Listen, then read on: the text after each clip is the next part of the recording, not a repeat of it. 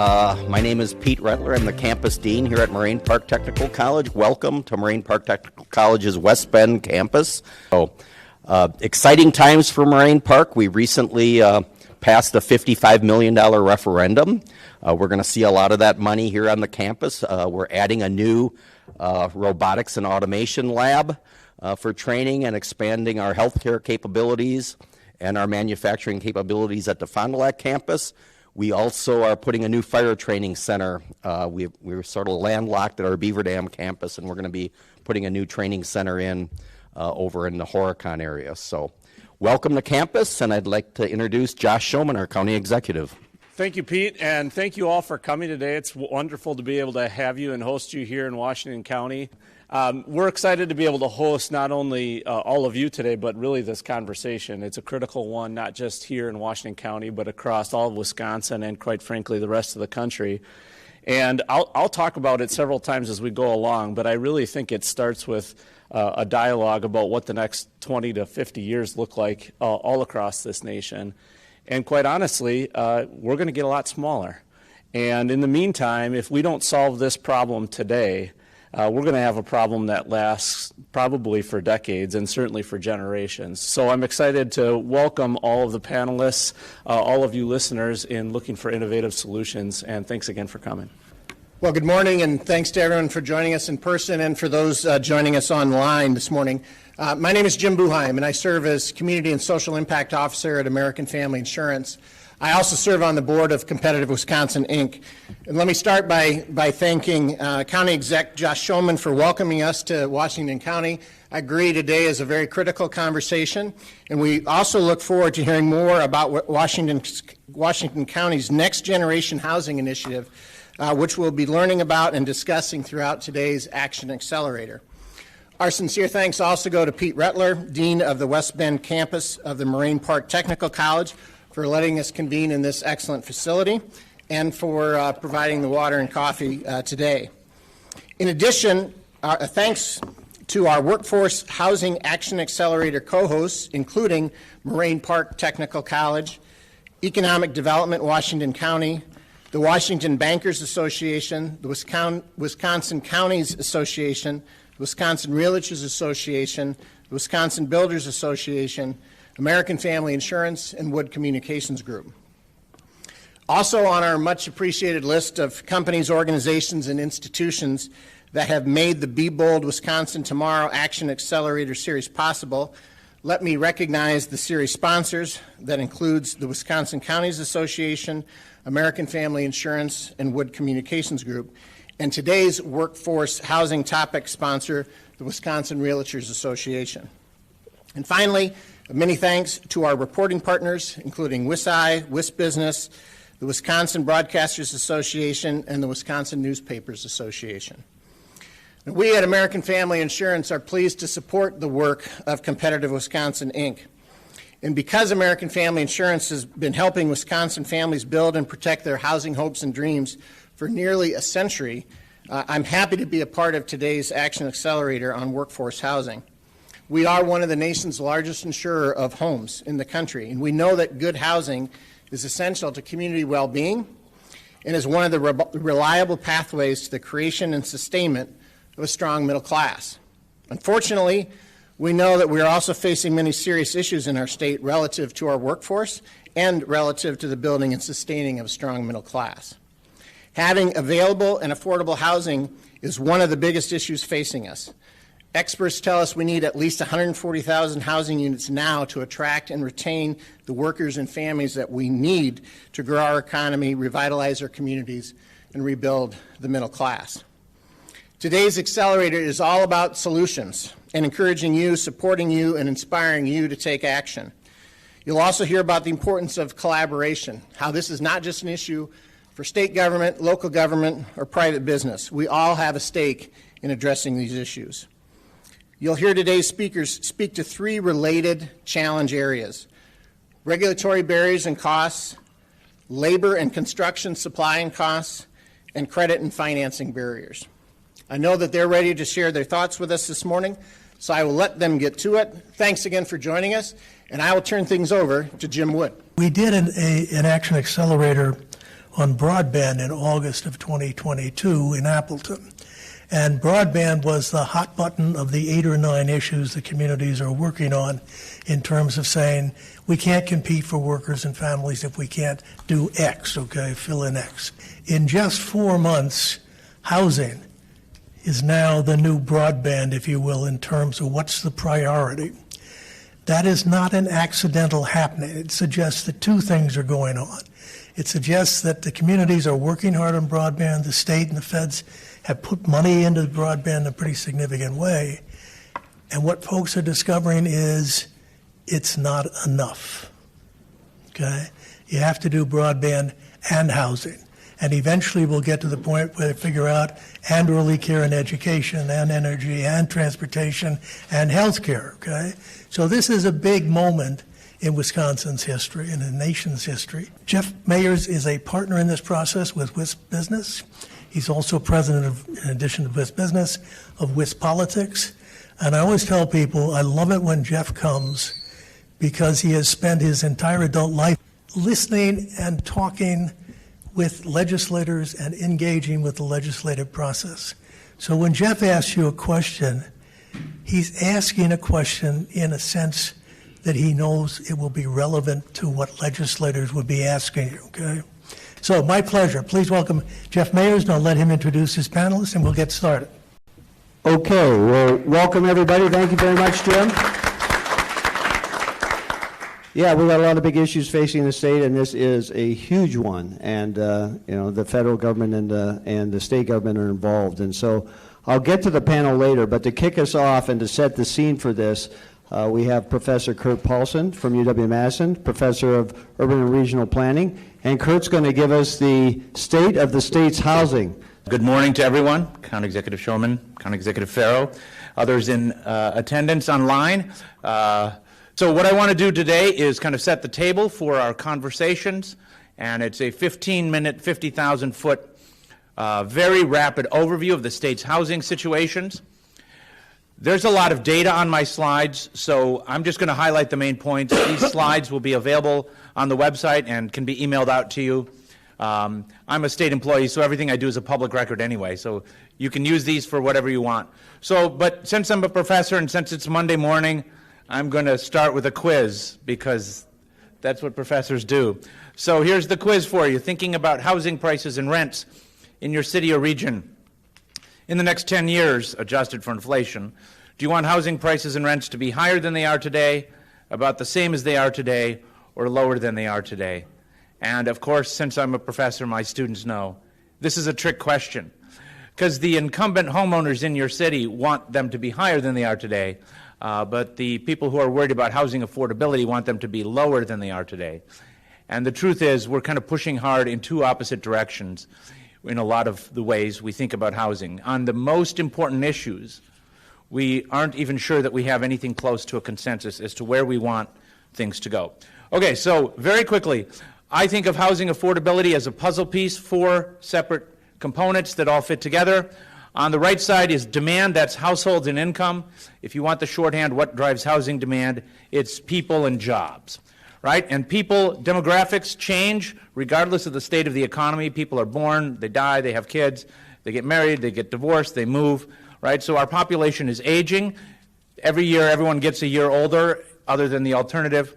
And then income comes from the labor market. And on the supply side, we're talking about units and prices. So we're going to talk about demand first, and then supply, and then we'll put them together in terms of housing affordability. So on the demand side, again, lots of data that you can look at later in with your leisure.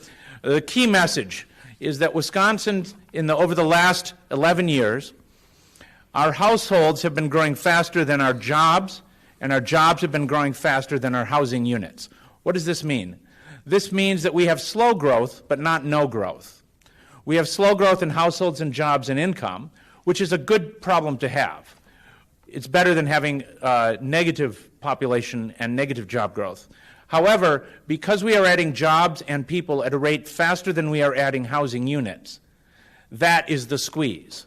Because when people move to a community for a job, if there's no housing available, well, first of all, they won't move to that community, or they'll just take the next available house, which puts a squeeze on the lower end of the income market and lower end on the housing market. We also have a problem, which is that renter household income is growing faster than owner household income, which suggests we have a significant number of potential homeowners who otherwise would have bought a home, who can't buy a home and therefore rent. And that puts upward pressure on our rental markets, and as we'll see later, that is a real concern with regard to stability of the workforce. So, demographics in terms of household size. We are growing in 1- and 2-person households, and we are not growing in 3- and 4-person households. This suggests that the demand for housing may turn in the next couple of years towards smaller housing units and different housing types that really accommodate 1- and 2-person households. Right, Wisconsin age population, we are declining in terms of everybody under age 24. We have very slow average annual growth of our working age population, 25 to 44. And again, I'd urge you to read Dale Knapp's publication with the Counties Association on some of the demographic changes we are facing in the state. Right? So to put this in a graph, millennials are the largest generation in American history. They are all at peak home buying age. This is your workforce. This is your potential home ownership market.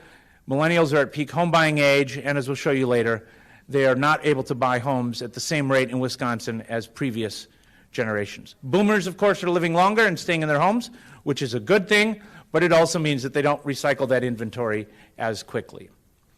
Right? One of the things that's happened that you have to understand demographically in the last 2 or 3 years is that the rate of household formation amongst 25 to 34-year-old households has increased. What does this mean? This is the peak demand for housing purchase and rental. Right? So we have this giant demographic bulge of millennials in the workforce that we want to recruit, we want to retain, we want to live in our communities, but they're all trying to buy the same units or rent the same units. We have slow to moderate growth in most of our counties. As you can see that we have clusters of growth in various portions of the state, the Fox Valley, Dane County, and then some of our western counties.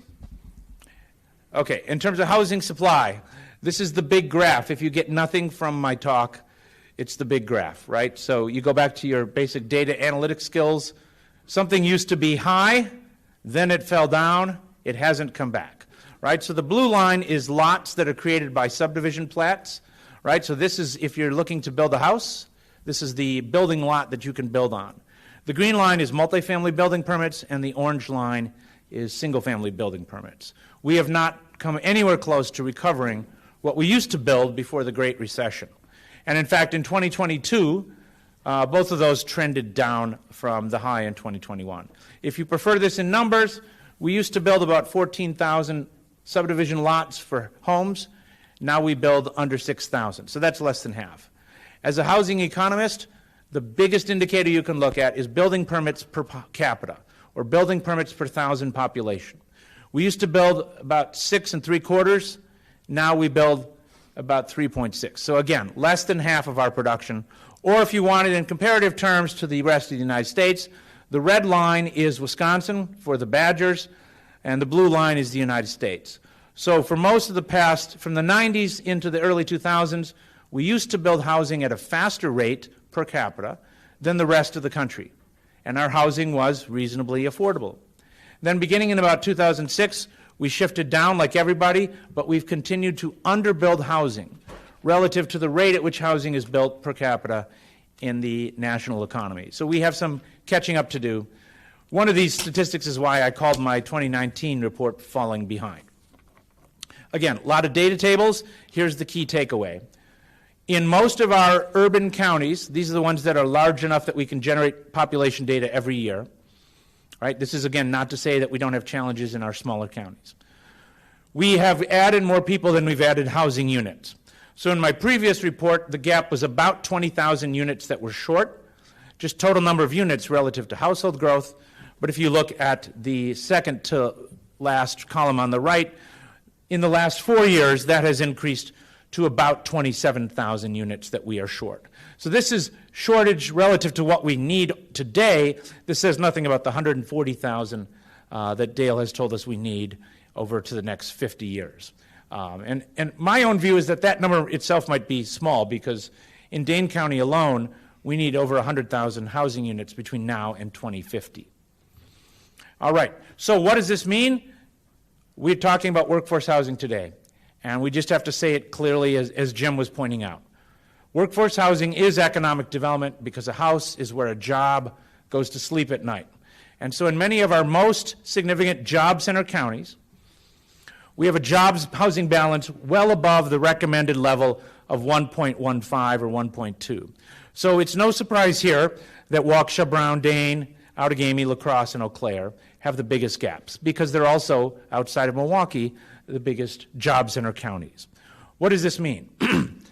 In terms of workforce housing, almost any housing unit you build in these counties will be a workforce housing unit, because there's such a shortage of housing relative to jobs. What does this also mean? I'll give you an example, a metaphor if you want.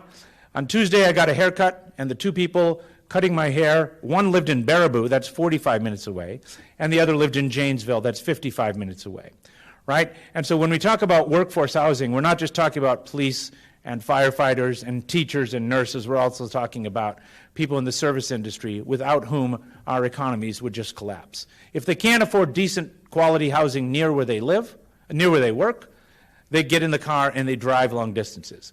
That's why our other joke is that transportation policy is merely housing policy with wheels, right? So if you don't want to build more housing near where the jobs are, you better invest in high-capacity transportation systems. All right, as a result of not building enough, our housing is on average older than most of our neighboring states.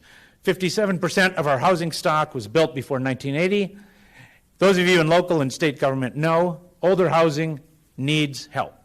It needs upgrade, it needs repair, it needs improvement for basic functioning, not to mention improvement in terms of quality of life, energy efficiency, all of the issues in terms of accessibility for people with disabilities. Right, as Jim mentioned, the lending environment for any real estate or land development is very tight. In the first quarter of 2023, we've already seen net 70% of all banks and financial institutions are tightening lending standards, right?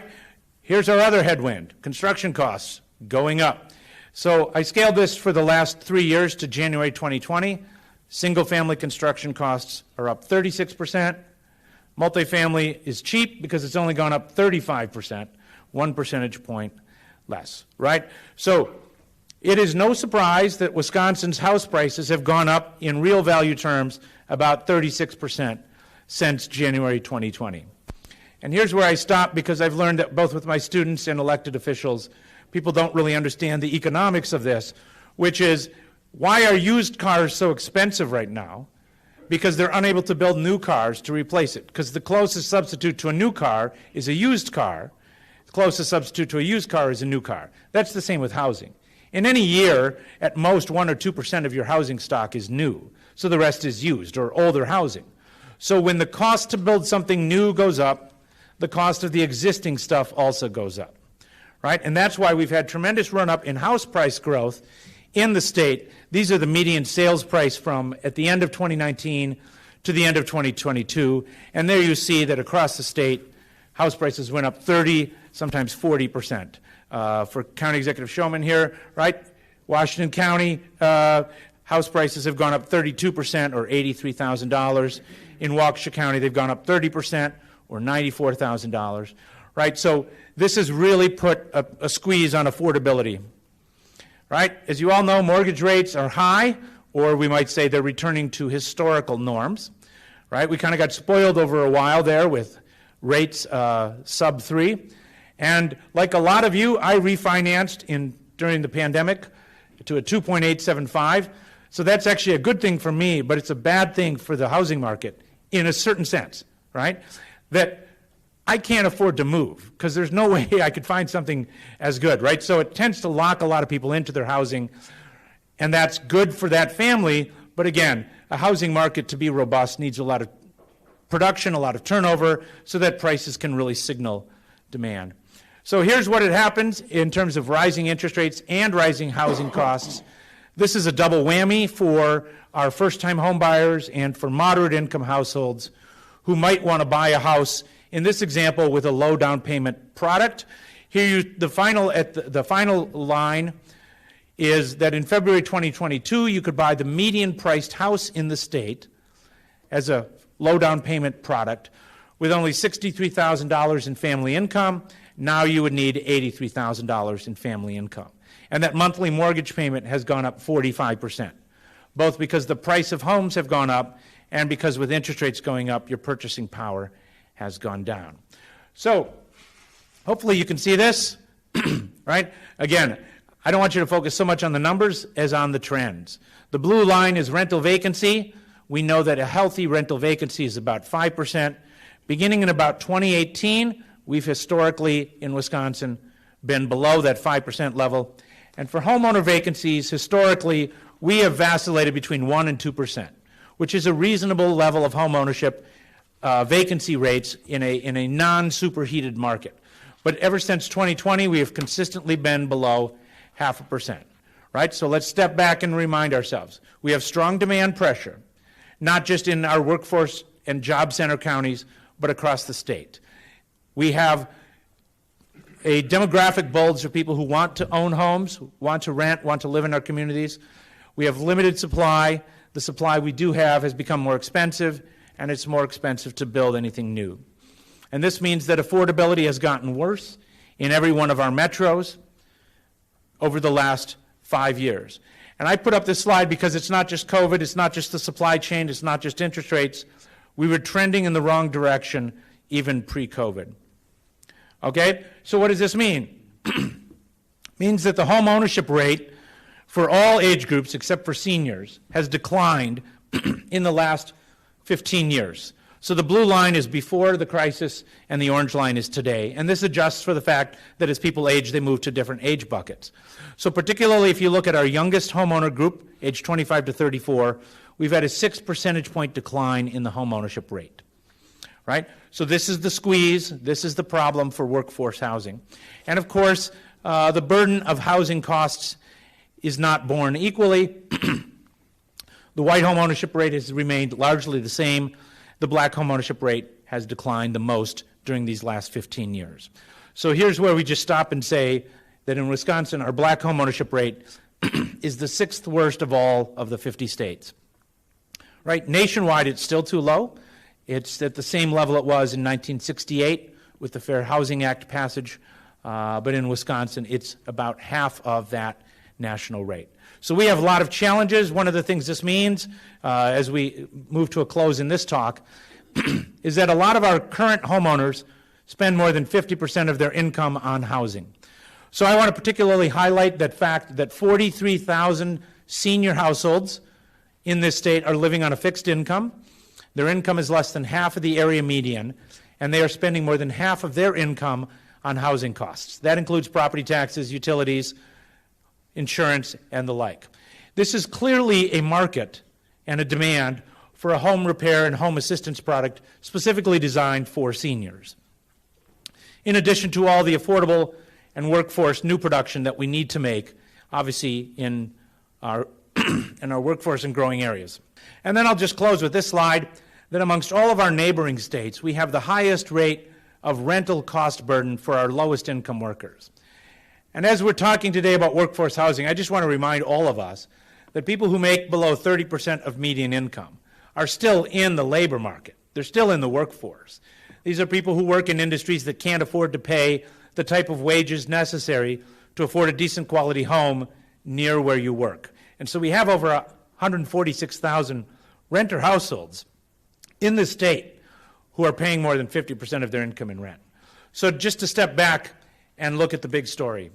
We have multiple crises, we have multiple pressures, and in some ways we were already in a slow simmer of our housing crisis pre-COVID. COVID, of course, with the supply chain, the demand increases, and all the ways that it messed up the way we interact with housing and the financial markets has just put an extra heat on that fire. We hope in the next 2 or 3 years that we can bring housing costs down on the construction cost side. Interest rates will stabilize. But then we just go back to the pre-crisis crisis which is still that we don't have enough housing, especially in places where people want to live. So I'll just close by saying that sometimes we talk about housing like it's really complicated. It is, but at one level, housing is simple but not easy. And it's simple because we need to build a lot of housing in places where people want to live. And where do people want to live? It's jobs and schools, right? Everybody knows this, jobs and schools. So why don't we build a lot of housing in places where people want to live? It's because the people who are already living there don't want a lot of new housing to be built. And that's why really excited about all the conversations we're going to have today on these panels. Thanks so much, Kurt. And Kurt is now going to join the panel. Let me introduce our panel. Mr. County Executive, we've already met. Brad Boyks, who leads the Wisconsin Builders Association. Mark O'Connell, who leads the Wisconsin Counties Association. Mike Theo, who leads the Wisconsin Realtors Association. And then we have Adam Teagan, who is the Community Development Director for the City of Manitowoc. So welcome all. So let's just go down the line and react to what Kurt laid out here. Yes, I think we can stipulate there's a housing crisis, but there's really some interesting things going on there. Your example of, who's cutting your hair, the reason they're not living in Madison or living in Dane County is too expensive. Yeah. So they're commuting from Baraboo, north of Madison, or Janesville, south of Madison. And, that's like a 40-minute commute. So, same thing's happening, of course, in southeastern Wisconsin, too. So, Mr. County Executive, what's your take on, the overall state of housing from where you're sitting, and then we'll get into the regulatory costs and barriers. Housing is one of the primary issues that I've been engaged and involved with in my first term here in Washington County. And I've got to give credit where it's due. County Executive Farrow, almost 5 years ago, brought this issue up in Waukesha County. And I tell people around here all the time, the advantage we have in Washington County is we are today where Waukesha was 30 years ago in lots of different ways. So we have a chance to do it just a little bit better, learning from the lessons that they've learned the hard way. And this is one of them. I think if you look at what makes communities strong, housing is at the center of that. It truly is the American dream, and not only that, it's the greatest wealth generator generationally of any instrument that we have, which is, I think, why we call it the American dream. But I think of prosperity holistically for a community in terms of kind of a carousel. If you've ever been to Walt Disney World, you've seen his carousel of progress. Well, I think there's a carousel of prosperity. And there's no one area more important than the other, but they all work together. And that is household prosperity is tied directly to business prosperity, which is tied directly to nonprofit prosperity, which is tied directly to community prosperity. And there is no way you can cut the link in between any one of them. You cannot have a prosperous community, a prosperous city, a prosperous county, unless you have prosperous businesses. And there's no such thing as prosperous businesses, despite all of the artificial intelligence we've got, without prosperous people, without prosperous households. So to me, when I started putting together a platform to run for county executive, I developed what I call our great community. And it's all about getting back to the basics. There's 3 or 4 key pillars to that. High quality education, housing, social capital, having strong social networks that people can rely upon. Because what we'll talk about as we go along throughout the day is housing, transportation, childcare, and healthcare are all the barriers, not just to housing, but having the next generation come into the community and thrive like previous generations did. So to me, housing becomes the very first because it's the one that if I can't even get people to move into this county, I can't get them into businesses, I can't get them into nonprofits, and it becomes an immediate barrier to prosperity on that carousel of prosperity. So it's the first hurdle, so to speak, of many for our community. I think that the point that I always make to kind of the housing being more in the mix, it's no surprise when I come in as the lobbyist for the Builders Association. We've been talking about a lot of these issues for many, many years. And it's interesting now, we have a third of the legislature are new on both sides of the aisle. So going through, the process of doing those freshman meetings And it doesn't matter if you're talking to somebody that's on the far left scale or the far right, housing comes up. And a lot of times it comes up without me necessarily bringing it up. So, every community across the state has these challenges. Some of those folks might have different paths to get there on how, what they think are important changes. But we have been working really hard, with a number of groups, counties, the realtors, on some possible solutions. We're really trying to be, to look at things that we can get support of both parties and actually get to the governor and have a chance to sign it. I mean, there's things that Mike and I might think are great ideas, but they might not get through, both houses or get signed by the governor. So, a lot of time has been spent on trying to come up with some solutions. And really, I know we concentrate, and we absolutely should concentrate and talk about workforce housing and those various options. But, in some respects, we should be talking about how do we get all types of housing and how do we increase, every single type of housing, because that creates that churn that's going on there. Kurt had mentioned if you refinanced during COVID, you're not inclined to move. We need that churn to sell those homes and then to look at different options. And then, a lot of this really goes down to what can be done on the local level.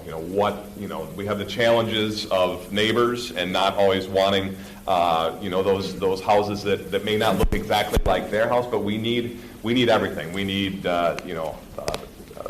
workforce homes. We need apartments. It all needs to be a mix. Obviously, sounds like a broken record. There's no silver bullet, but I think the biggest challenge and the thing that we're all, working on, hopefully what I hope comes out of the discussion today, if we can get a bunch of incremental changes that we can work on maybe at the state capitol and also in conjunction at local units of government, that's going to be the best 1-2 punch, I think, to coming up with alternatives to try to get over, some of these big challenges.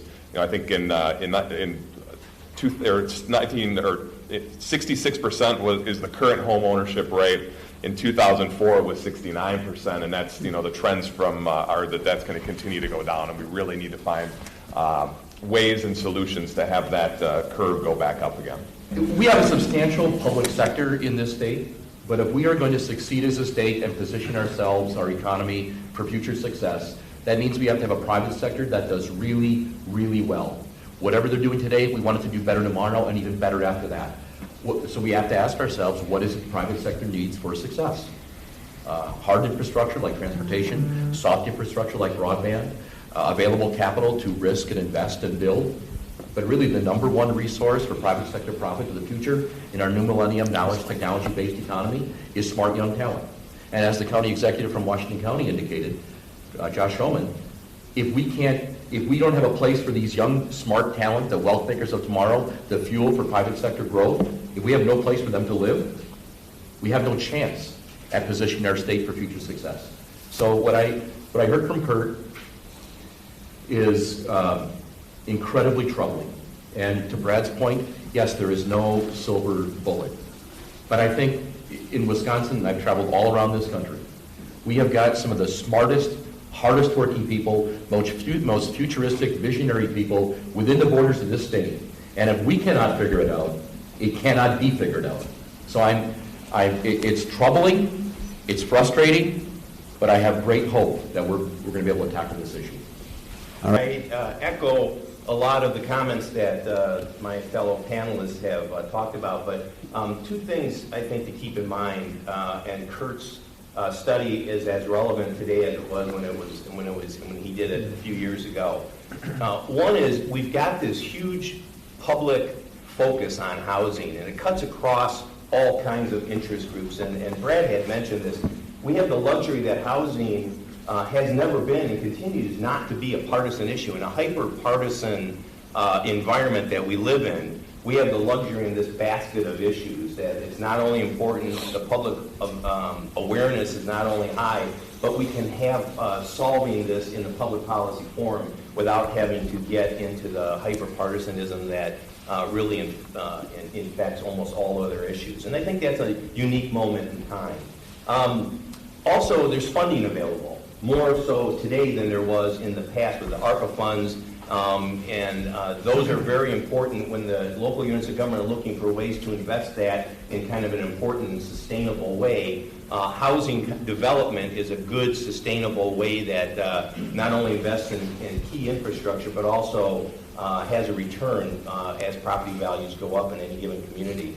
And I think also that it's a great collaboration. It's a perfect issue where private sector and public sectors can intersect to solve important problems. And you don't need to look no farther than in this county where Josh has pulled together, I think, a good collaborative effort with all the stakeholders that can benefit from these efforts.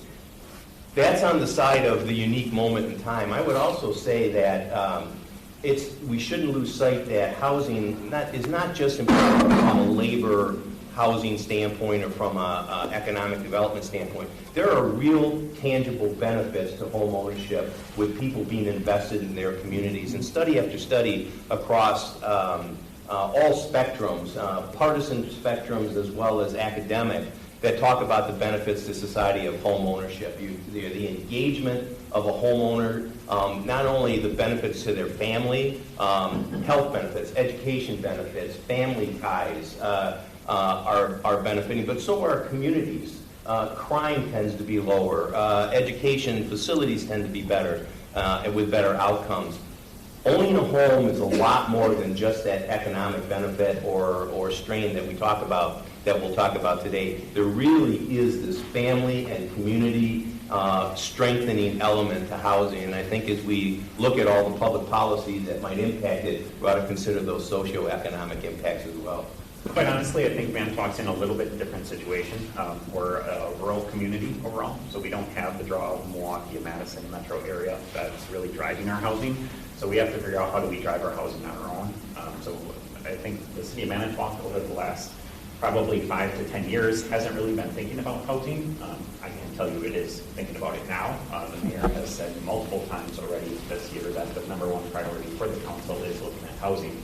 But in the past, what we've been having to do is figure out how do we get people to want to be in the city of Manitowoc. So we've been focused on things like downtown. We've been focused on things like employment, where maybe some other communities haven't had to spend that. But now that we're looking at housing, we face all the same issues that have been discussed. For example, City of Manitowoc has not had a new subdivision platted since 2012 up until this year. That's a long time to go without new housing units.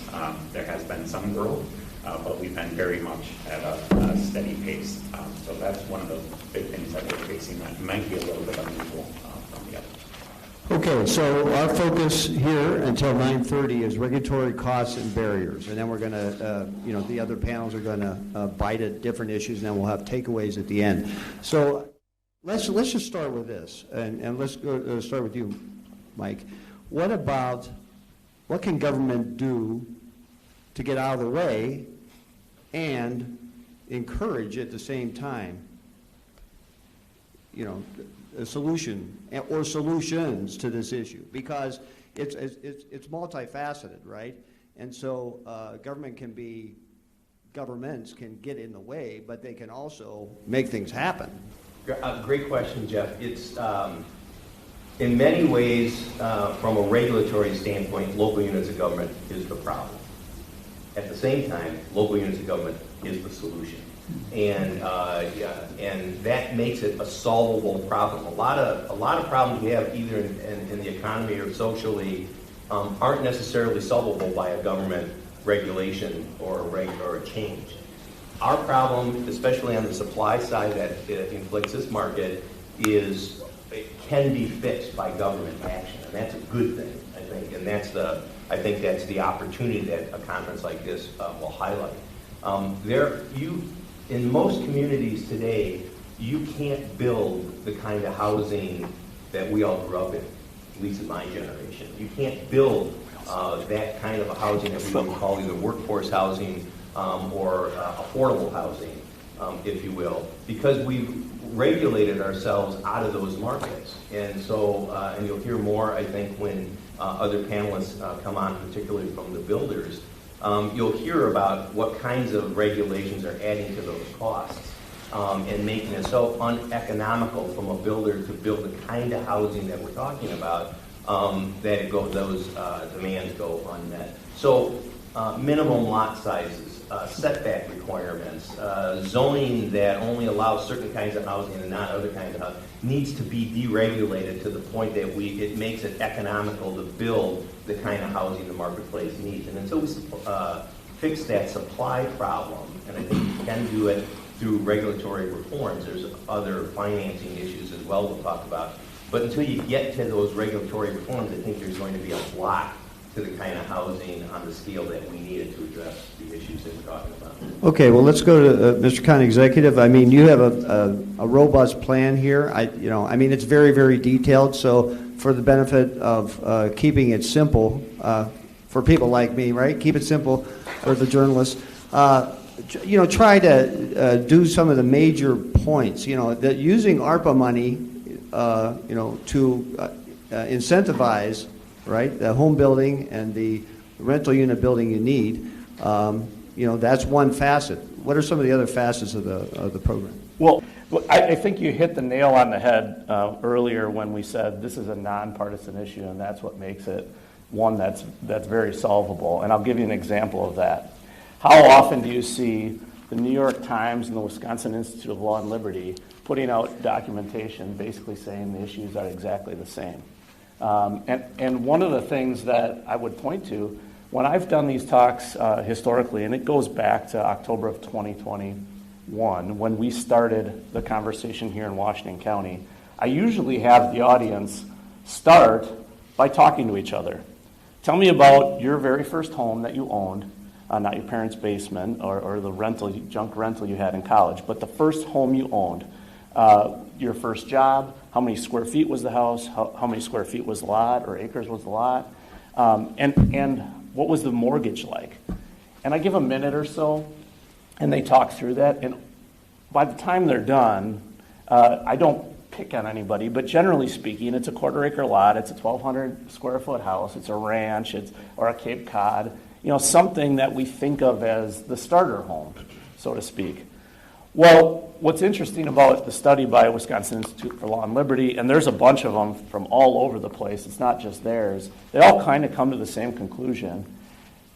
Local government regulation predominantly, but government regulation holistically, adds about $80,000 to $90,000 in cost to every new home that's built. So what I'd like to say is I grew up in local government, I grew up in local communities. That is 50 years of zoning and subdivision regulation stacked year over year over year over year. And what do you know about all of that regulation? Generally speaking, the Plan Commission in 2022 is not thinking about what the Plan Commission in 1972 was thinking or doing. And you look at the roots of zoning and subdivision codes, and you think about how they started, which isn't all a very pleasant history, by the way, to where they're at today. And we have this compounding effect that is worse than compounding interest. So to Mike's point earlier, I think the beauty is we've built this monster. We can unbuild it or parts of it. So I'll just give you a little bit of an illustration. The beauty of next generation housing is, yes, it used ARPA money and some county money to inject equity or capital into the system. It's not a subsidy. It gives what the banking and, quite frankly, the federal government used to do through the FHA. They used to help finance subdivision builds. They really don't do that much anymore. So now this money acts as an incentive. Now the municipalities, we brought them together from the start because I knew, especially growing up in local government, you're not going to solve this problem unless you got the planners and the administrators sitting in a room and they take ownership. And holistically, they, just like all the rest of us, read the data. We know that this is an issue. The question is, how do you unwind that? And I hate to break it to the developers in the room, but you're not going to convince the planners or the plan commissioners because they're afraid of you as the antagonist. So we get collectively into a room and talk through what are the things that we're willing to live without. So we talk about size of a lot. When we started this process, there was no zoning authority for a lot less than 8,000 square feet. Well, what's so interesting about that is you can find plan commissioners and village board or city council members who live in houses that were built on lots smaller than 8,000 square feet. All of a sudden, you can start a conversation about how do we get to that again? We're not trying to reinvent the wheel. We're not trying to completely eliminate $80,000 or $90,000 of regulation. Give you another example, right-of-ways. Why do we build 66-foot right-of-ways in subdivisions? I mean, other than the fire chief tells us we have to. Practically speaking, you don't need 66-foot right-of-ways. You might need 50. Why do we regulate setbacks on the front yard that are 50 feet deep? Why aren't they 25 or maybe even 15? And do the math. And when you sit down with planners and administrators and plan commissioners and you do the math, the extra $1,500 that maybe $4,000 that you're requiring just because of that setback, they weren't thinking about that necessarily when that zoning code was adopted, or if they were thinking tangentially about it. So I think it's breaking down the inventory of those costs. What got us to here? And now I'm not asking you to eliminate every sidewalk and every curb and gutter and every setback or the lot size, but let's list 5 that you could live without. We really need to have sidewalk on both sides. Maybe in your community we do, but maybe in another community we don't. I mean, do the math on a 5-foot wide sidewalk that's 50 feet long. It is money. It's real money. Even if it's only $5,000, if you can get it really cheap, $5,000 to a person who's working, or a household that's getting the median income, which is about $88,000 here in Washington County, that's real money. That's a lot of money. And then you compound the interest that Kurt talked about a moment ago. These are the conversations and the challenges that our communities are embracing as part of Next Generation. Right. If you want more density, right, you got to fix some of these issues. Okay, Adam Tagan, again, from City of Manitowoc. When the mayor says this is a priority, we got to do something, what's the action plan? I mean, is it about breaking down regulatory barriers? Is it about incentivizing home building, rental unit building? What is the action plan? Everything, I guess, to put it in simple terms. But for example, one advantage Manitowoc has is we have not updated our zoning code really since the 80s or maybe even longer. So our zoning code allows much of the things that everyone's talking about. We allow small lot sizes. We have reduced setbacks. So on that aspect, we're pretty good. Not intentionally, granted, but we got there. Yeah, I don't know that's worth applauding for because that we haven't been adjusting our zoning code. But where we really struggle is on the public infrastructure side of things. Engineers love the wide roads. They love parking on both sides. They love 15-foot travel lanes. So what we've been really working with is trying to convince them that, yes, okay, there are going to be times where you need that. If it's a collector running through a subdivision, sure, maybe build it up to that scale. But there is going to be situations where that's not necessary.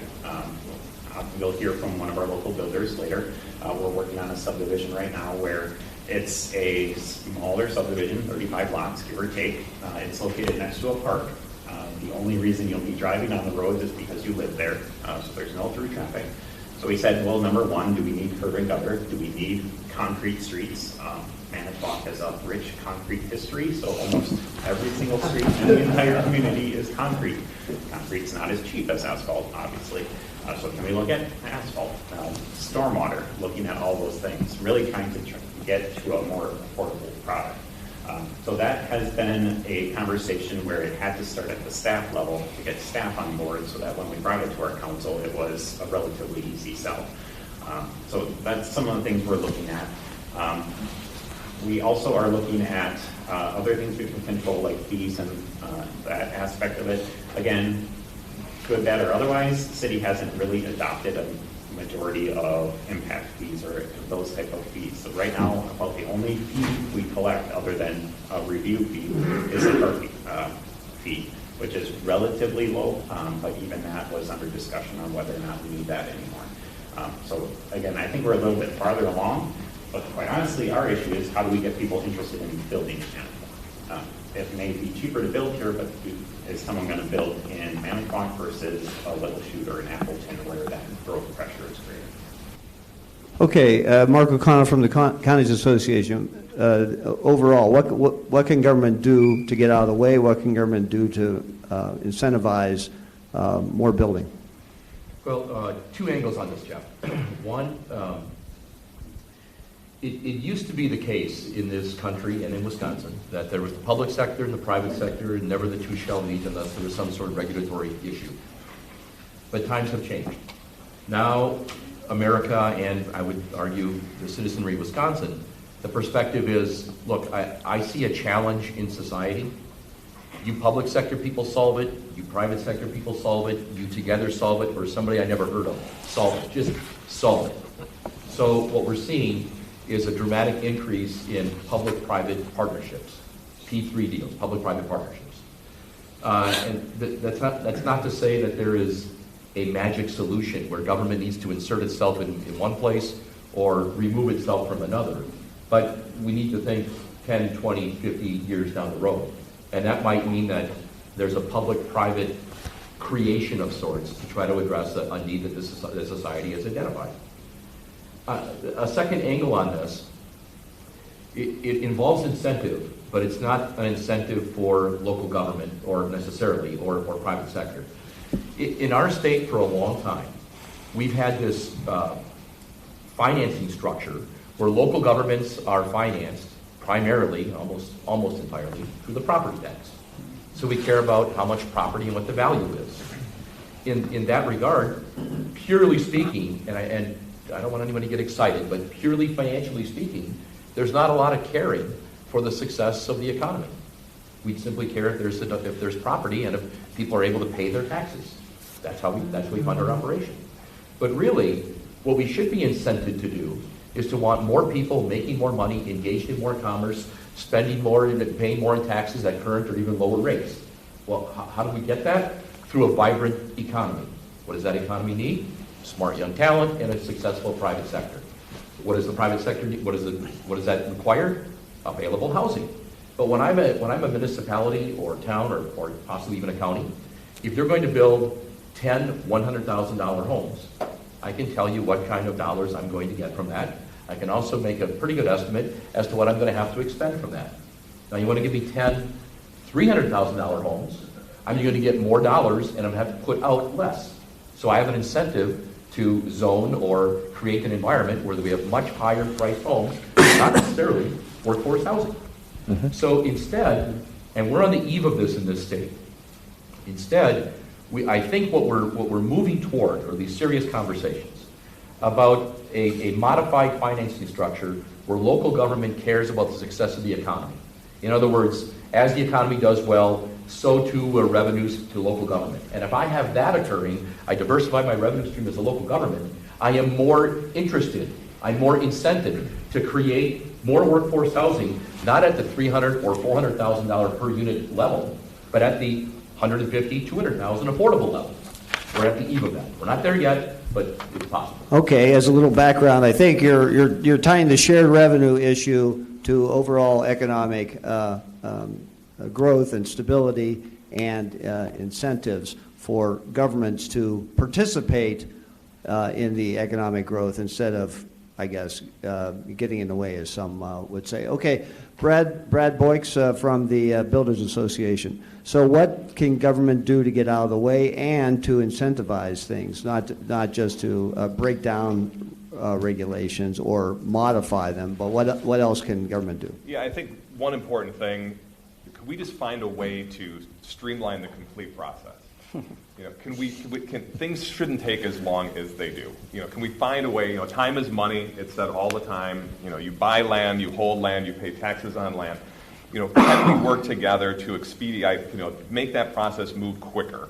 You know, if it's in your comp plan and it meets your zoning code, there really shouldn't be that much of a debate whether it's approved or not. And you know, how can we work on that? And I think, you know, Josh talks a lot, and I think the time that is taken to have people talk to each other, I think frankly we need to sell some of these subdivisions better maybe than we do. and having that conversation and talking about, what types of houses people lived in, that is really helpful. I mean, I think that hopefully that conversation and that PR effort might take away. And it's really easy for me. I'm not an elected official, obviously, but it's really easy for me to say, don't listen to those few loud voices. But my name's not on the ballot. We need to figure out how to win. We're not ever going to probably win all of those folks over, but if we can win, 40 to 60% of them over, it makes it a lot easier. And having the conversation with staff when you go with a developer and you talk to the council or the planning commission, having that buy-in obviously makes things go a lot easier. But even if you do, you still may have some angry neighbors as well. And that, that is something, an education process between the developer, the builder, the staff, and, elected officials as well. We helped fund, along with the realtors, AARP, and the League of Municipalities was the main entity that helped fund a study, and it's a lot of what we're talking about today. What can be done on a voluntary basis to change your zoning code? They then went out and had education seminars with their membership on the local level. Here's what you can do to encourage this. You need to change your zoning code. Again, voluntary things that can be done. And that's only about a year into the conversation on that study. So it's hard to tell how many municipalities have actually done it or not. But some of those same ideas that Kurt talked about in his study, predated that, are some of the same things that we're talking about on the local and the state level to try to make sure that we can, get that type of housing approved. Of course, NIMBYism might get in the way. If I like my neighborhood and you want to change the regs on the adjoining neighborhood, I'm going to say, hey, you're going to affect my property values. I don't like that. I don't like what's going on. So any of these, people can feel changes in housing and regulations because it affects them deeply, affects their pocketbook. Kurt, the number that stood out for me, our short-term problem is 27,000, what is it, housing units? Yes. Okay, 27,000 housing units, short-term, in a state of 5.5 million people. That doesn't seem like a lot, but explain that a little bit, because it seems like, wow, we can't build 27,000 housing units if everybody starts rowing in the same direction? Well, so that number is just in those 20 largest counties.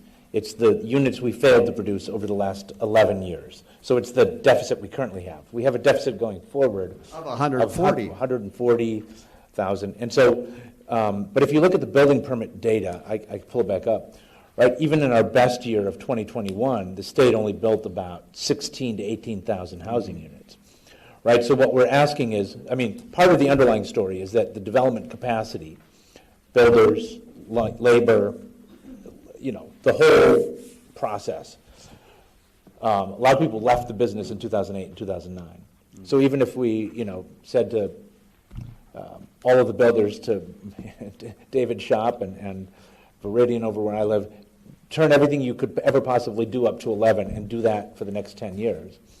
We do have to think about that we don't have the capacity right now in the building and construction industries to build all the housing we need. Right? So that becomes a workforce challenge as well. Right, so on the cost and regulation side, housing dies a death of 1,000 cuts. Difference between an 80,000-foot lot width, 80-foot lot width requirement and a 40-foot lot width, or someone wants to build a 4-story building along an arterial and the Plan Commission chops it down to 3 stories, right? All of these things add up to costs. But even if we waved a wand and those all went away, right, we still don't have the labor and the materials and the companies to actually build all that housing right now. So in some ways, I'm advocating for Brad's members to all grow, right, and add more workers and add more building projects. Right, but it's like, where would you go to get the biggest bang for your buck, or to cut that 27,000 number? What would be the big thing that you could, like, we could shelve it in half if we. Right. So I always think in not the biggest bang for the buck, but different buckets. So in our high workforce job center counties that have significant housing demand, right? Waukesha, Dane, Brown, Outagamie, right? La Crosse, Eau Claire. In those counties, the types of things the county executive is talking about, making it easier to build smaller houses, smaller lots, duplexes, rental, the whole soup to nuts deregulation on the zoning and, subdivision standards, road width standards, parking requirements, all of those, because the price of housing is above what would be the minimum construction cost of a modest quality home. There you would have deregulation that would really just kickstart the market and people would be able to build, right? That's different than in like an older city like Janesville or Milwaukee, where really what you're looking at is the need to kind of upgrade and rehab much older homes, right? And that's true in Adams, that's true in Rice Lake as well, where, right? I mean, the way I like to explain it is, if you could figure out how much it would cost to value engineer a home in a neighborhood, right? Do all the things we're talking about, maybe you could get that price down to about $280,000, right? All in? Hopefully, someday. Close. In places where the median price is far above that, deregulation will just stimulate lots of housing construction. In neighborhoods where it's below that, you're still needing subsidy and repair dollars and upgrade. So.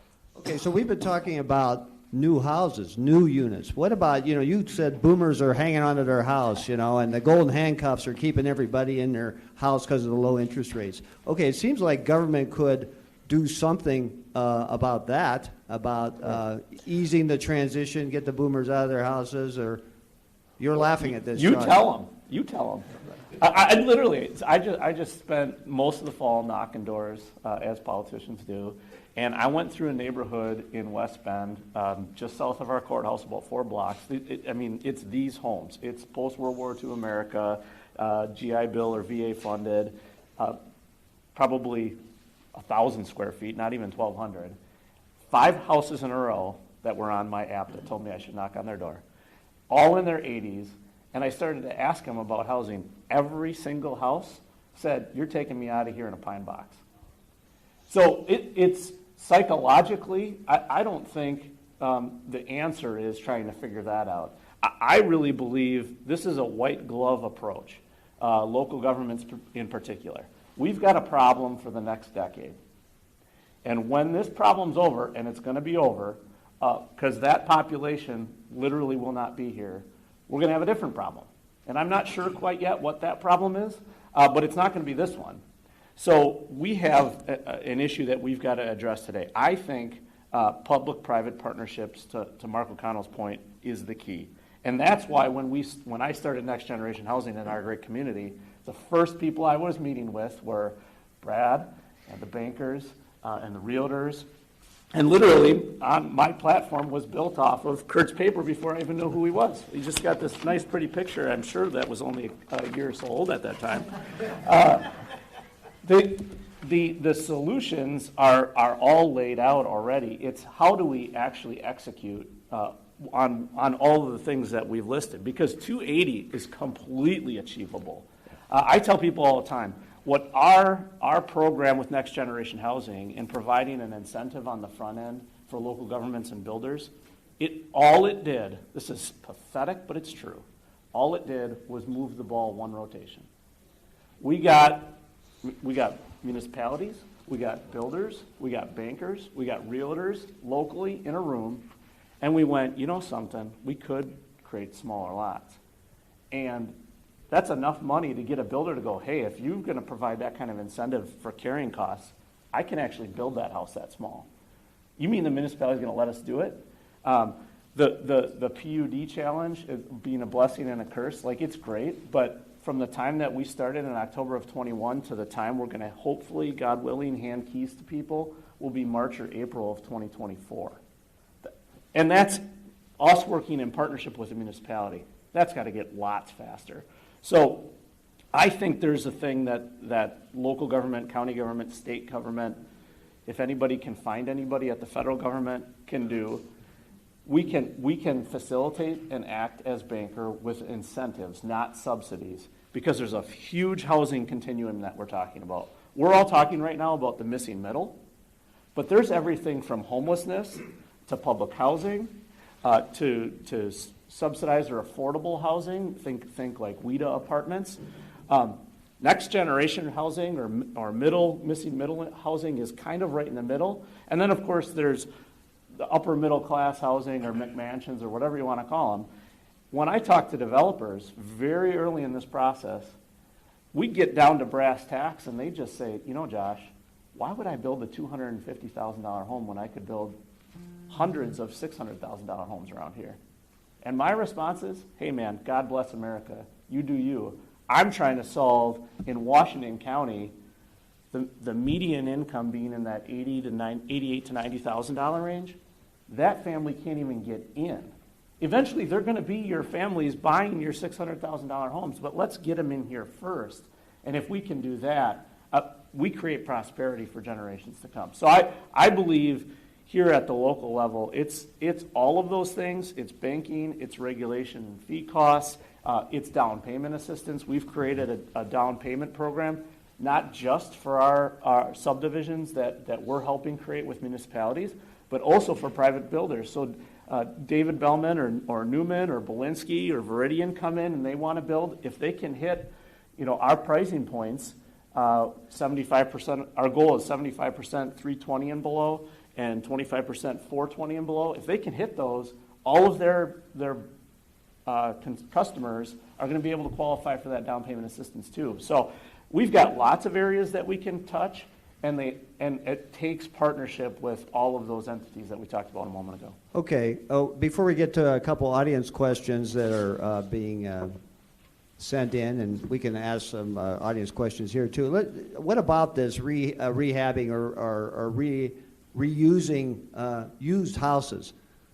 Mike Thiel, I mean, there's not enough turnover going on because this, again, the whole golden handcuffs. So what can government do to make that happen? Let me give you one novel idea because there's others, but in the current market today, we have more excess empty commercial space than we do residential space for the reasons that we talked about. I think through zoning and through other incentives, that those properties could be converted into multifamily, either condominiums or into rentals, by making regulatory changes that would allow that. That's happening in other parts of the country. It's not happening so much in Wisconsin yet, but I think those some of that empty commercial space, while that sector of the market's coming back, still has a short-term opportunity for that kind of conversion to meet immediate demand, and you can do it, again, through regulatory reforms to get there. Okay, let's go to some audience questions because we're going to end this segment at 9:30. So here's a question from Tim. Can anyone on this panel speak to the success failures regarding a Minneapolis zoning change to allow an additional housing unit in single and multifamily homes? This could create both new affordable units and make the home more affordable for the owner. So I guess allow the creation of a rental unit inside where it wouldn't have been zoned otherwise, I suppose. Kurt. Yeah, just for people's reference, the Minneapolis 2040 zoning plan would allow what we would call a single-family detached house to be converted to 3 units. And that could either be a tear-down, or it could just be a 3-flat within. You're not seeing a whole lot of conversion on that right now because, again, it depends on the price point and what people are willing to do. And there's a lot of covenants in neighborhoods that might keep things single-family. Part of the Minneapolis plan that people don't appreciate as much is it really upzoned most of their arterials where you have high-capacity transit service. And in urban areas where you have transit or you have a high-capacity arterial, right? We talk a lot about how you need missing middle housing and incremental density in established neighborhoods. Well, that might be too much of a sell for a lot of older neighborhoods. But along commercial arterials in particular, where you have a very low density, strip commercial development, they're a well-designed 3 to 4 story building. And that's what Minneapolis allows you to do, right? Because then you're going to say, some people are only going to be able to afford to rent. So let's put them on arterials near transit so they can get to and from jobs and schools and child care. Do we have any early data on whether it's working? Or? Well, it came out in 2020. And with the pandemic and the protests, there's not been a lot of investment overall in the market. We also have to say that Minneapolis adopted by voter initiative a pretty strict rent control ordinance. So you've got multiple things moving all at the same time. So it's too early to tell, but not a lot of conversion of one-unit buildings. Can I just say, Really? where Go ahead. California, where other states are more effective, is allowing you to build an accessory dwelling unit rather than convert it to a 2-unit or a 3-unit building. Because in most cases, an accessory dwelling unit, the property owner will live on one of the units on the property. Right? And that's a way to get density and scale in neighborhoods that doesn't really alter the character of the neighborhood. So that's an area where Wisconsin could do much better. Okay, so why isn't Wisconsin, what would it take for Wisconsin to do better on that, Kurt? I mean, where would the law change happen, at the local level or the state level? Well, at the state level, California was really successful by basically saying, here are the design standards. You can't regulate a higher level of design standards, right? And a lot of communities will say, you still need to provide separate water and sewer. You need to provide a separate 1 or 2 off-street parking requirements. And again, it's going to take you $75,000 at least to build an ADU. You add on all those other costs, it soon becomes pretty inexpensive. So the state could override, create a kind of master standard, and then say to communities, you must accept this type of housing. Okay, okay, lobbyists for big trade associations, what's the chance of that happening? Well, I think I think there's a good conversation going on right now. I think Mark brought it up, this not in my backyard NIMBY mentality of a small group of people that have a vested interest in the status quo. They're opposing not just new development, they're proposing higher density options in more urban areas. And I think the state could look at who could bring what development rights are there if a proposed development meets all the building standards, all the zoning standards, all the land use plans of a community. Perhaps we should limit who can take those, who can stop that through judicial action, and say, well, look at it, it meets your plan. If it meets that plan, either it moves forward a right to development, or give the developer the right to go and seek a judicial option to say you can't block it because we've met all of your criteria. That would really expedite the process and do so at the state level, that might give some uniformity across the board. Okay, I want to get to this affordable housing thing. Affordable housing edicts from government have had, very mixed success across the country, right? So there are places where it works, but a lot of times those affordable units become not so affordable units, right? The stats from Kurt are startling. 50% of the housing costs for low-income people, 50% of their income is eaten up by housing costs when it's supposed to be 30%. So it seems like government should have a major role in making affordable housing truly affordable for low-income folks. So what's the answer to that? Let's go to Adam. Well, I don't have the answer. But one thing that is an additional struggle, I guess, in our community is we're not at 80 or 90,000 for our average income. We're at around 60,000. So that makes some of the government programs that are out there, like housing tax credits and other, more difficult, because it costs the same to build our unit in Manitowoc as it does in Milwaukee or Washington County. But because of our income limits, there's that bigger gap. So what we have seen is we're working with basically 2 or 3 tax credit programs right now. And whereas 5 years ago, if the city was willing to give land for $1, the numbers probably worked.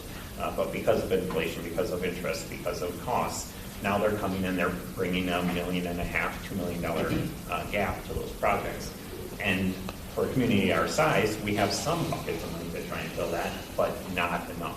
So we have to get really creative. Things like the TIP extension, closing out TIP, that's excellent. It's a one-time thing though. So we built up that fund over the last 10 years. But unfortunately, we're working with one development, and that could wipe out that entire fund just to get that one project off the ground. So while there is a lot of funding out there, ARPA was great in our community, where you have a lot of lead lines, we have a lot of water issues, so all of that money is going to water, so we can't really look at moving that towards housing. So again, I don't know that I have solutions, but we're trying those bits and pieces to Well, right. I mean, yeah, every community has its own situation, has to tailor the things that go on. But let's go for maybe a larger 30,000-foot answer, if we can, for in the last 5 minutes. Government, what can the government do in terms of truly making affordable housing? I think it comes down to incentivizing good behavior. All of the regulatory changes, use the example of California, Minneapolis, and the mayor of Madison has a similar proposal, as I understand it, which it's great to see municipalities of that variety attempting to create solutions. But to your point earlier, the problem is when you try to stick a triple decker or a quadruple decker in the middle of a single family neighborhood, you're never going to get it through. So I think state incentives in terms of accessory dwelling units, I think that's smart work. I think owner premise, meaning the owner is around. The last thing we need is a bunch of California millionaires and multimillionaires buying up either starter homes or this type of rental unit and having no investment, personal stake, so to speak, in that property. And smart siting. So I think of several examples in the last decade where we had municipalities trying to get close to this missing middle, and they'd try to put the subdivision, the builder or developer would try to put the subdivision next to a subdivision of, at the time, $500,000 or $750,000 homes. And surprise, surprise, those people didn't want that there. I mean, big shock. So we got to be a little bit smarter than the average bear when thinking about where are we going to site these things. That was one of the very first things that the planners and administrators on our task force brought up, was they were going to create the inventory. Where are the best places for us to site this, where we're least likely to get resistance? And it played out in real time. Jen is here from the village of Jackson. They have this 20-acre parcel that we're creating into a subdivision, a next-generation housing subdivision. And on the east side, it's duplexes and townhomes. On the south side, it's 1,200 square foot homes on just over quarter-acre lots. And on the west side, it's quadplexes. All those people showed up saying, not in my backyard, and literally turning around and saying, we're building what you live in. What are you opposed to? The second, third, and fourth meetings, they stopped showing up. But I think it's because you make conscious decisions about citing these types of developments in very, very specific locations. All of those things I think are 100% necessary. And then the final thing I'll say is I'd give a shout out to the city of West Bend. Many of those folks are here today. The village of Germantown is working on this, is revitalizing downtowns. But then again, we need to incentivize not just revitalizing and putting a new coat of paint on, but also there's lots of living space upstairs. How do we incentivize that living space to be essentially what these owner premise or accessory dwelling units are? I think there's ways to do it, and the legislature could easily do it without coming down from on high with dictates. Instead saying, here's dollars, if you do the right thing, you qualify for these dollars. And every single time, I tell at least my team this all the time, every single time we get closer to our 1,000 new units, so Village of Jackson again, that's 103 units, averaging about $300,000, 300 times 100, $30 million in new equalized value in that community. That's net new construction, which is the lifeblood of municipalities right now. So the more we can do, the one area I get very anxious about, and currently both of our projects are in TIF districts, but I get anxious about TIFs in the long haul. They're not a great instrument. They're an instrument, but they're not a great instrument. What we're talking about here, in my opinion, my personal opinion, housing is the Erie Canal of our generation. If we really want to solve an Erie Canal issue, a TIF district isn't the solution. The state's sitting on a hell of a lot of money right now, and if they put it into housing, it's got the potential to do more for our state than the Erie Canal did for the state of New York all those years ago. I think if they're serious, the ROI on this type of an investment, 144,000 homes in the state of Wisconsin in the next 10 years, I mean, economic development in Washington County, if they're in the room, they'd be licking their chops.